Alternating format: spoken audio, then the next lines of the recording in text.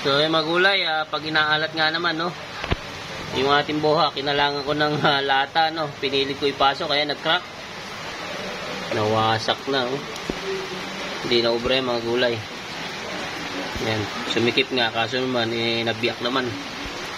Wala na. So, buti na lang, yan, yung mga pyesa niya, oh. Buti na lang, may reserva tayo export din, Yan, kinuha ko muna yung gulong at ginawa natin ng paraan, ano. Ayan, naisalpak natin.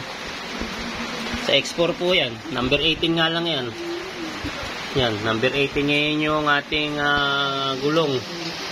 Dating 17, ano, ito. 17, naging 18. Ang problema, manipis ang gulong yan. Hindi kagaya nitong makapal na 17. Bago-bago pa sana ito.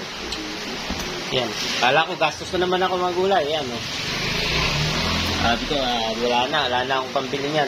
Boha. Ialain pa. Ito na lang kinuha ko yung sa export. Yan.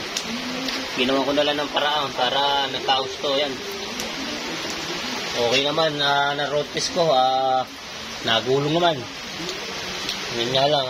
Yung preno niya lang ang ubra doon. Yung preno nito isa, hindi na umubra. Ang dito kasi ito dito talaga. Yan. Naala tayo mga gulay. Boha, yan, napasama ng ano. Kaya, ini-ispat-ispatan ko lang kanina, ginawa ko ng paraan. Okay naman, yan, may bibiyahe pa naman siguro. Okay na, road test ko na yan, Ito nga lang, ala ng gulong tong aking pambukid, yan.